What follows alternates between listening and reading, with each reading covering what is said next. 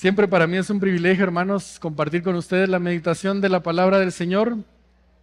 Y esta vez especialmente tengo que confesar que es un pasaje que ha confrontado mucho mi vida, a la vez que me ha animado.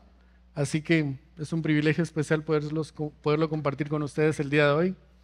Y hoy estaremos meditando en el pasaje de 1 Tesalonicenses 2, 13 al 20. 1 Tesalonicenses 2, 13 al 20. Rápidamente, como ya hemos visto, esta carta a los tesalonicenses es una carta que se siente muy personal de parte de Pablo, Silas y Timoteo a los tesalonicenses. Pareciera una carta muy íntima. No es difícil ver la relación que ellos tres tenían con esta iglesia. Y era un amor especial el que había entre ellos. A la vez, la iglesia en Tesalónica estaba pasando por tiempos difíciles, por tiempos de persecución. Y de hecho esa persecución era tan intensa que fue el motivo por el que Pablo y Silas tuvieron que salir de esa ciudad. Así que nuestro pasaje del día de hoy lo vamos a dividir en tres partes. En la primera parte, versículo 13, vamos a ver la obra de la palabra de Dios. La segunda parte, versículos 14 y 16, vamos a ver la división causada por la palabra de Dios.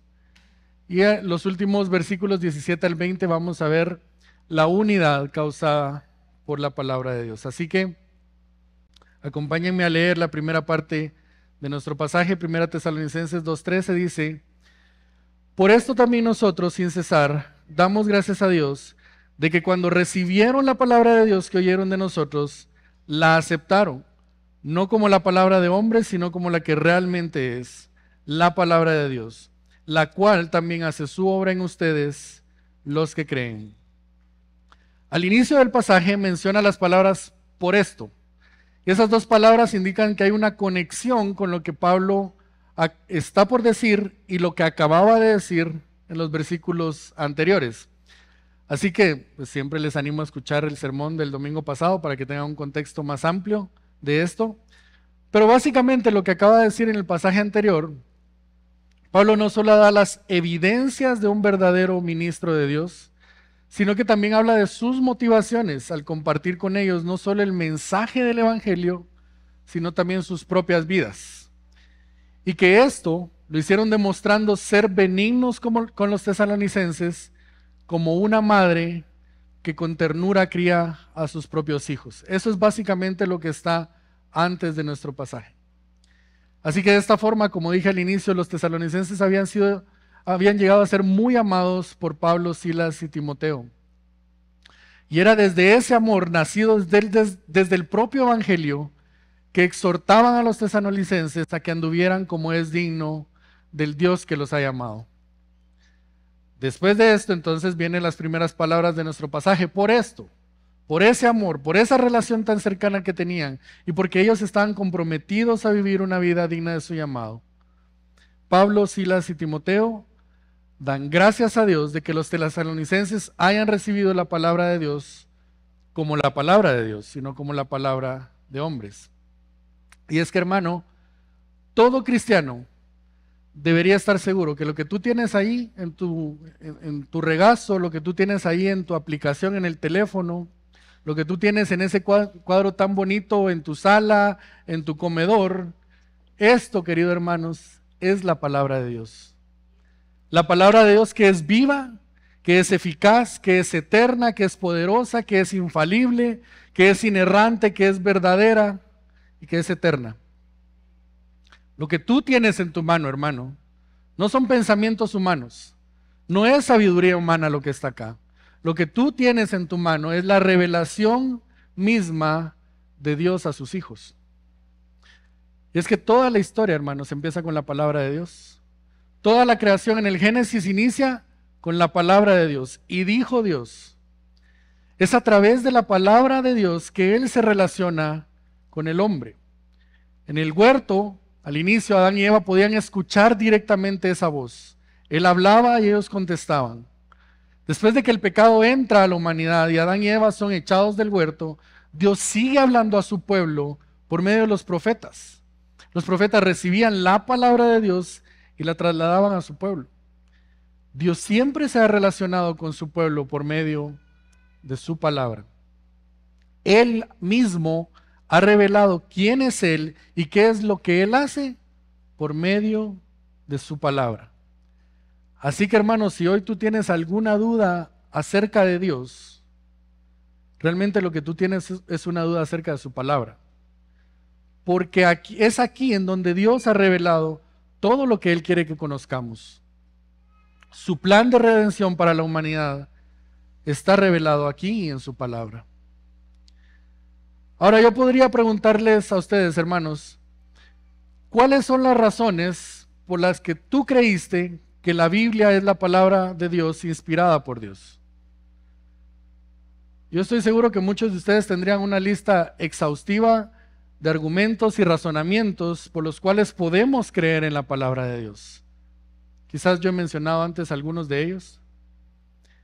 Sin embargo, hermanos, y a riesgo de llevarme un tomatazo aquí arriba, yo podría asegurarte que todos los argumentos y razonamientos que tú me puedes dar, por los cuales tú dices haber creído que esta es la palabra de Dios, no son los correctos. No estoy diciendo que los argumentos y razonamientos no sirven, pero la verdadera razón por la cual tú y yo creemos y confiamos en que este libro es la palabra de Dios, no es principalmente por argumentos y razonamientos, sino por la obra del Espíritu Santo en nosotros, que nos ha dado testimonio y nos convence de que este libro es la palabra viva y revelada de Dios para nosotros. 1 Corintios 2:14 dice, pero el hombre natural no acepta las cosas del Espíritu de Dios, porque para él son necedad y no las puede entender, porque son cosas que se disciernen espiritualmente. Dios nos enseña a través de su palabra y a través de la obra de su Espíritu, que su palabra es su palabra. Pablo, Silas y Timoteo daban gracias a Dios porque Él había permitido a los tesalonicenses creer en su palabra, porque la palabra de Dios obra en la vida de aquellos que la creen. La palabra de Dios era lo que sostenía a los tesalonicenses en medio de la persecución y la tribulación, y Pablo, Silas y Timoteo estaban agradecidos con Dios por eso. Y esto, hermano, realmente es un ejemplo para mí, porque este es un agradecimiento desinteresado. Pablo se gozaba en ver el crecimiento de sus hermanos aún en medio de todas estas situaciones difíciles que le rodeaban. Pablo no toma en cuenta su propia situación como para reprocharles algo a los tesalonicenses. Pablo estaba más interesado en gozarse con el crecimiento de sus hermanos que en lamentarse de su propia situación. Y esto, como digo, para nosotros debería ser una gran enseñanza. Muchas veces, a pesar de que nosotros vivimos en un mundo ultra conectado, realmente perdemos la oportunidad para compartir y alegrarnos por lo que Dios está haciendo en la vida de nuestros hermanos. Poco a poco nos volvemos quizás más indiferentes, más cínicos. C.J. Mahaney dijo, si no notamos evidencia de la gracia de Dios en nuestra iglesia, gradualmente nos volveremos quejosos en lugar de agradecidos. En medio de todas las aflicciones, persecuciones, conflictos, Pablo hace una pausa y reconoce aquellas cosas buenas que Dios estaba haciendo en la iglesia de Tesalónica. El pastor Ligon Duncan dice, una iglesia local está formada por pecadores. Sí sabían, ¿verdad, hermanos? Sí, no es nada nuevo, ¿verdad? Que viven en estrecha proximidad con pecadores.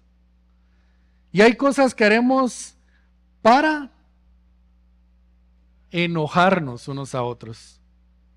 Entonces, si no nos detenemos de vez en cuando para agradecer a Dios por esas cosas espirituales y del Evangelio que están sucediendo en las vidas de nuestros hermanos y hermanas en Cristo, nos convertiremos en quejosos, en cínicos. Así que quiero dejarte un consejo súper práctico a la luz de este pasaje.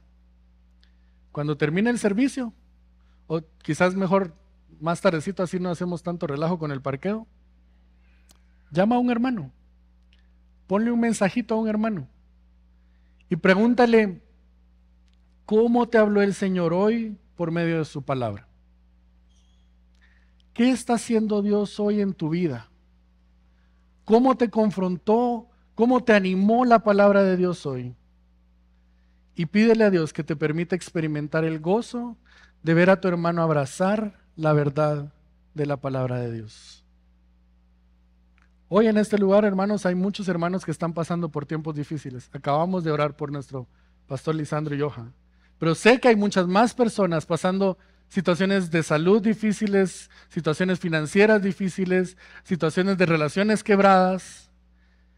Y hermanos, aunque el sufrimiento en sí mismo no es una razón para agradecer a Dios, sí podemos dar gracias a Dios por aquellos hermanos y hermanas que aún en medio de la aflicción han abrazado la verdad de la palabra de Dios.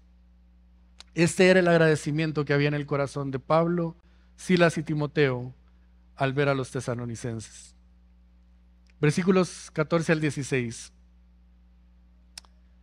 Pues ustedes, hermanos, llegaron a ser imitadores de las iglesias de Dios en Cristo Jesús que están en Judea, porque también ustedes padecieron los mismos sufrimientos a manos de sus propios compatriotas, tal como ellos padecieron a manos de los judíos. Estos mataron tanto al Señor Jesús como a los profetas, y a nosotros nos expulsaron, y no agradan a Dios, sino que son contrarios a todos los hombres, impidiéndonos hablar a los gentiles para que se salven, con el resultado de que siempre llenan la medida de sus pecados. Pero la ira de Dios ha venido sobre ellos hasta el extremo. En primer lugar, quisiera mencionar rápidamente qué es lo que Pablo no está diciendo en este pasaje. Porque aunque increíble que a ustedes les parezca, algunas personas han tomado este pasaje como un mensaje antisemita, antijudío de parte de Pablo. Y creo importante resaltar esto, porque aunque de las fuentes que yo pude consultar al respecto para armar el sermón, no encontré realmente ninguna posición en ese sentido. Sí encontré muchos que hacen referencias a otras fuentes que lo han interpretado así. Así que rápidamente tengo que decir, hermanos, esto no es lo que Pablo está diciendo acá. Y para no dar muchas explicaciones y perdernos un poquito de la vía, voy a citar al propio Pablo en un pasaje en donde deja él muy claro cuál es su postura en cuanto al pueblo judío. Romanos 9, 1 al 3. Con Cristo de testigo hablo con toda veracidad. Mi conciencia y el Espíritu Santo lo confirman. Escuchen lo que dice. Tengo el corazón lleno de amarga tristeza e infinito dolor por mi pueblo, mis hermanos judíos. Y escuchen lo que dice Pablo, hermanos. Esto es grueso.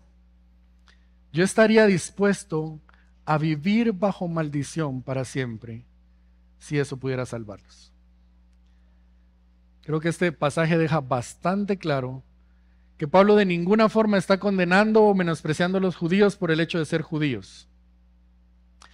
Pero lo que sí está haciendo Pablo es relatando un hecho, una realidad.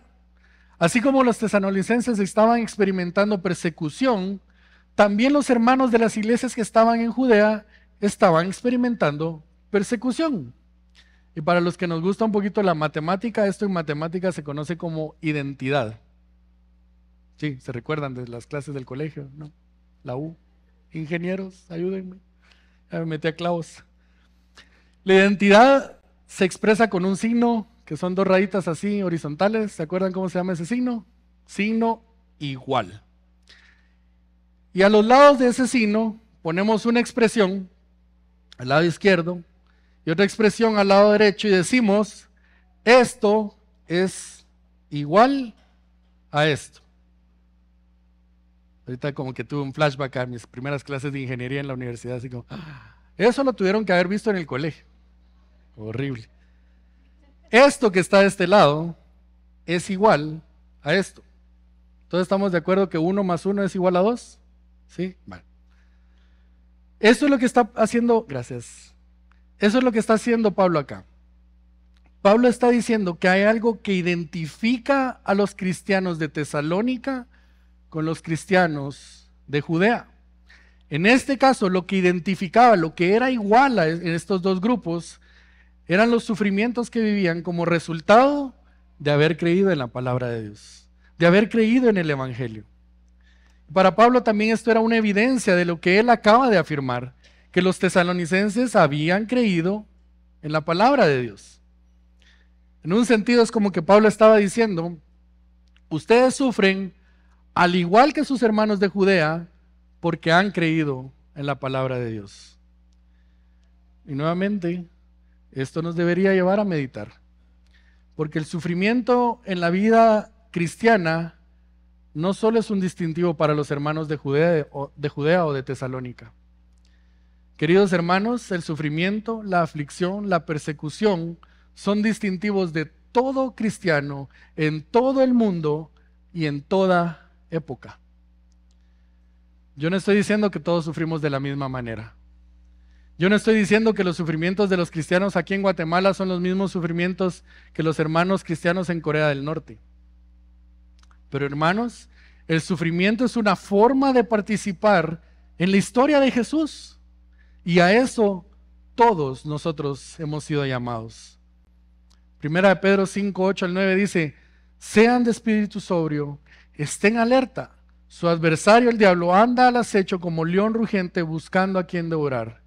Pero resístanlo firmes en la fe. Y escuchen, sabiendo que las mismas experiencias de sufrimiento se van cumpliendo en sus hermanos en todo el mundo.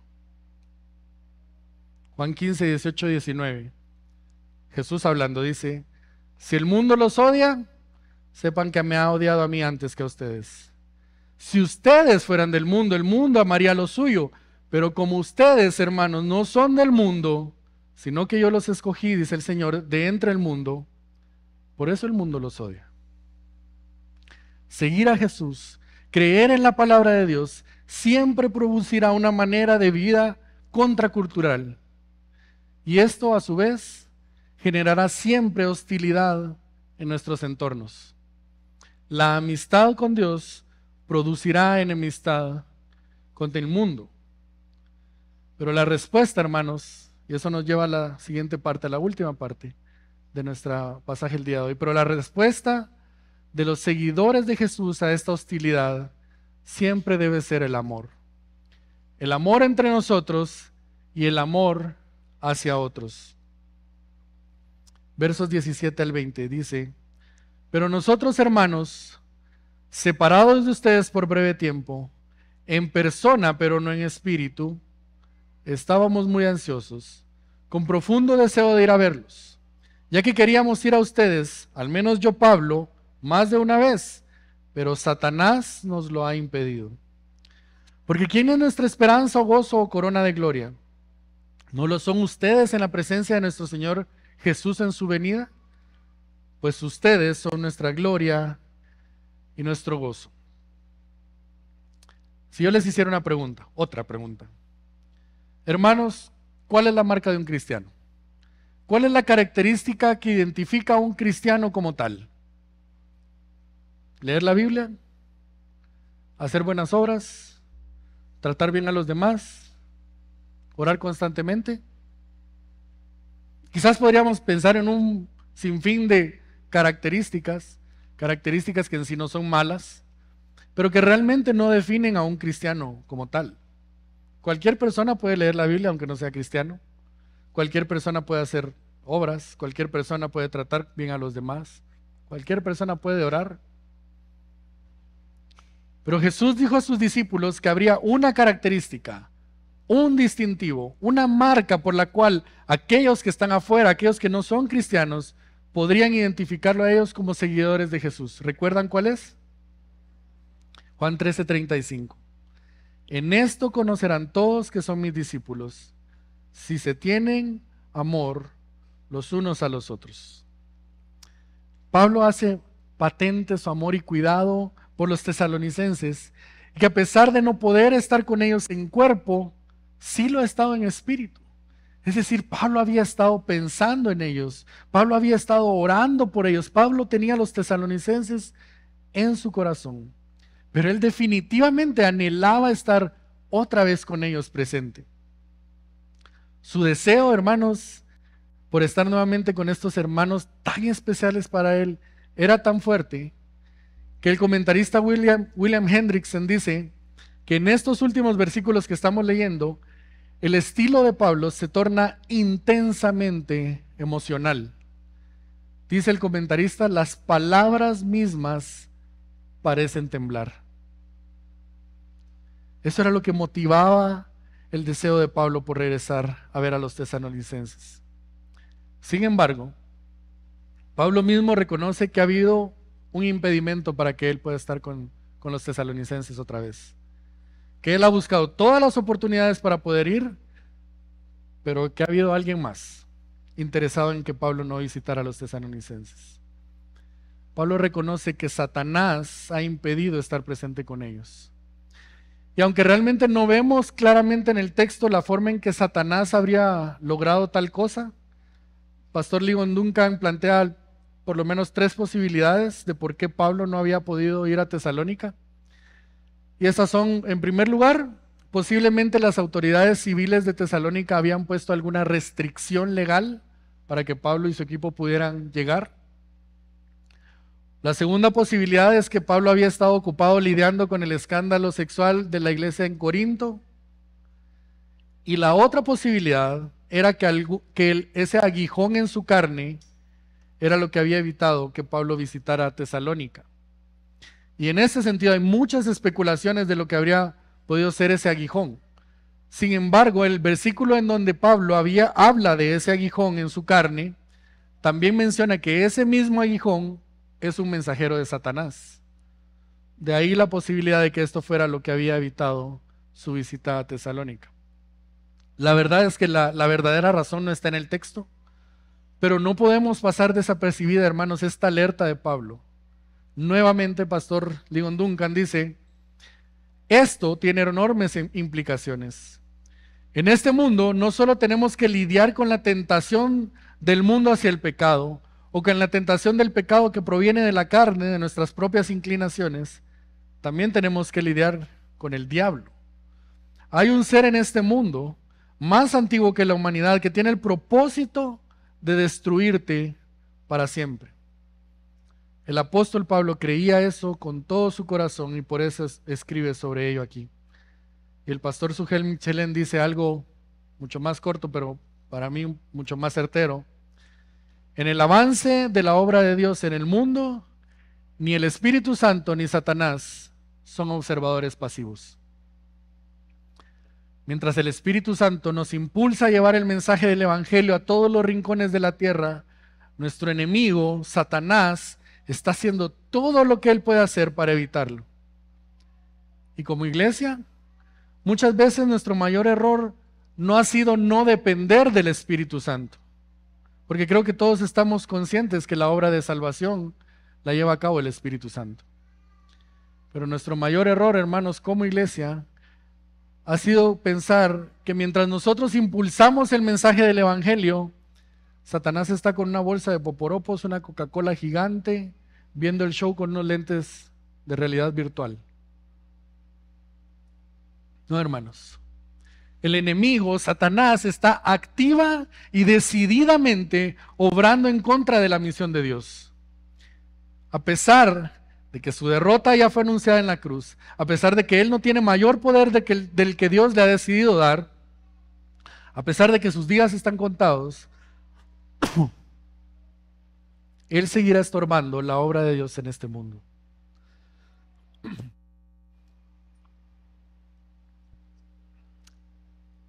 A este punto, hermanos, cualquiera que ha conocido un poco de la vida de Pablo puede dar fe de que Pablo ha tenido una vida dura. Solo en esta parte de la historia que estamos viendo, sabemos que él fue casi arrebatado de la iglesia que él mismo plantó, junto con Silas y Timoteo. No solo fue arrebatado de la iglesia, sino que fue echado de la ciudad, fue obligado a salir. Mientras él está afuera, empiezan a regar un montón de chismes acerca de sus motivaciones, que de plano a Pablo solo le interesaba el dinero, que de plano a Pablo solo le interesaba la plataforma. Y entonces él tiene que escribir una carta, la que estamos leyendo. a la vez que también está lidiando con los problemas de Corinto, y que cuando él quería regresar a estos hermanos que él quería tanto, el enemigo le impide ir. Solo eso en este pedacito de la historia de Pablo, ¿verdad? Pero sabemos que hay mucho más en la historia de Pablo. Y quizás a mí me pasa por la cabeza, si yo hubiera tenido la oportunidad de preguntárselo a Pablo, ¿por qué haces esto? Pablo, en serio, o sea, ¿por qué seguís? Mira cómo te está yendo. Te han golpeado, te han dado por muerto, has naufragado, te han calumniado, te han acusado falsamente, te han encadenado. ¿Por qué seguís haciendo esto? Yo creo que la respuesta de Pablo sería justamente los últimos 2 versículos de nuestro pasaje. Versículo 19 y 20 dice: porque ¿quién es nuestra esperanza o gozo o corona de gloria? ¿No lo son ustedes en la misma presencia de nuestro Señor en su segunda venida? Pues ustedes son nuestra gloria y nuestro gozo. Hermanos, no malinterpreten a Pablo. Pablo no está diciendo que los tesalonicenses le producen mayor gozo o mayor esperanza que el mismo Señor Jesús. Lo que Pablo está diciendo es que todas las aflicciones que él había vivido encontrarían su sentido y propósito cuando ellos, junto a todos aquellos a los que Pablo había predicado, estuvieran delante del Señor Jesús en su segunda venida. No por el mero hecho de estar ahí, sino porque ese sería el mayor testimonio de que ellos habían atesorado la palabra de Dios, la palabra que Pablo les había predicado. A Pablo le llenaba de gozo y esperanza el ver que los tesalonicenses habían abrazado la palabra de Dios y que vivían vidas de acuerdo a la voluntad de Dios. La corona de gloria que Pablo esperaba y anhelaba no era un trofeo por ser el mejor apóstol, no era una posición especial en el gabinete celestial. Pablo no esperaba que dijeran: pase adelante por favor a recibir su título de apóstol magna cum laude. El gozo, hermanos, y la esperanza de Pablo era poder ver el fruto de su predicación aquel día cuando Cristo regrese por su iglesia. Esto era lo que hacía que Pablo sintiera tal amor por los tesalonicenses, perdón. Pablo amaba profundamente a los tesalonicenses porque él había sido testigo de su crecimiento espiritual aún en medio de luchas y dificultades. Mis queridos hermanos, de parte de sus ancianos aquí en Iglesia Reforma, con toda confianza puedo decir que ustedes son nuestro gozo y nuestra esperanza. Cada vez que nosotros nos paramos a predicar aquí, hermanos, nuestro mayor anhelo es que ustedes sean más como Jesús. Nuestro mayor anhelo es que su fe sea cimentada en la verdadera palabra de Dios. Nuestro mayor anhelo, hermanos, es que ustedes vivan vidas que agradan a Dios. ¿Y saben algo, hermanos? A la vez, nosotros necesitamos que ese sea su anhelo para nosotros. Este, hermanos, es el amor al que Cristo nos llamó.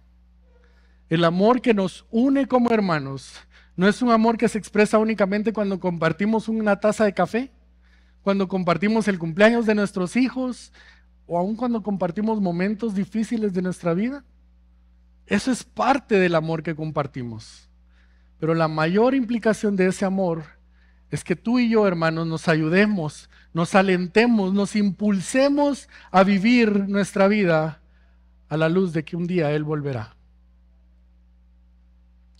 Ese amor es el que dará testimonio al mundo de que tú y yo somos hijos de Dios. Ahora, yo sé que esto no es fácil, hermanos. ¿Y saben quién la tiene más difícil? Ustedes. Porque les toca amarme a mí. A nuestros corazones egoístas, hermanos, no les gusta amar a aquellos que no representan un beneficio para nosotros. Así que amar a nuestro prójimo implica una vida intencional y sacrificial de entrega completa a la causa de Dios. Implica una vida de constante negación a mí mismo para amar a otros. Implica estar dispuesto a morir a mí mismo para amar a mi pareja, para servir a mi hermano en sus aflicciones, a pesar de las mismas aflicciones que yo esté pasando. Pero todo ese sacrificio y negación de nosotros mismos, hermanos, tiene un propósito. Gálatas 6:9 dice: no nos cansemos de hacer el bien, pues a su tiempo, si no nos cansamos, segaremos. Así que entonces, hermanos de Iglesia Reforma, hagamos bien a todos según tengamos oportunidad, y especialmente a los de la familia de la fe. Hermanos, no nos cansemos de amar, no nos cansemos de acompañar, no nos cansemos de discipular, no nos cansemos de confrontar el pecado de nuestro hermano, no nos cansemos de instruir a nuestros hijos, no nos cansemos de servir al vulnerable, no nos cansemos, hermanos, de amar a nuestras esposas como Cristo nos ha amado. Hermanos, no nos cansemos, porque llegará el día en que todo esto que hemos sembrado acá, lo cosecharemos juntos delante de la presencia de Dios por toda la eternidad. Les invito a que se pongan de pie conmigo.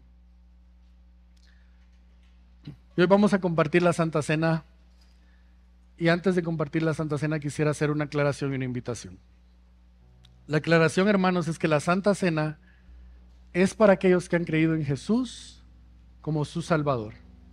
Ese es el único requisito para poder tomar la Santa Cena. Si tú has creído en Jesús como tu Salvador, no importa si eres miembro, si no eres miembro de Iglesia Reforma, si nos estás visitando, si tú perteneces a la familia de Dios, por favor participa de la Santa Cena.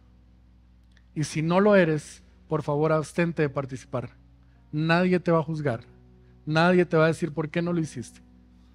Pero dice la palabra de Dios que quien no discierne el cuerpo y la sangre toma juicio para sí. Y la invitación que hoy les quiero hacer, hermanos, es que antes de tomar la Santa Cena, puedas meditar tú en tu corazón si tú estás amando como Jesús nos mandó a amarnos. Si tú puedes expresar por algún hermano las mismas convicciones y gozo que desbordaban de la boca de Pablo, Silas y Timoteo por los tesalonicenses. Te invito a meditar si estás dando, hermano, testimonio de tu fe a través del amor hacia tus hermanos en la fe. Así que con eso en mente tomemos un tiempo para meditar.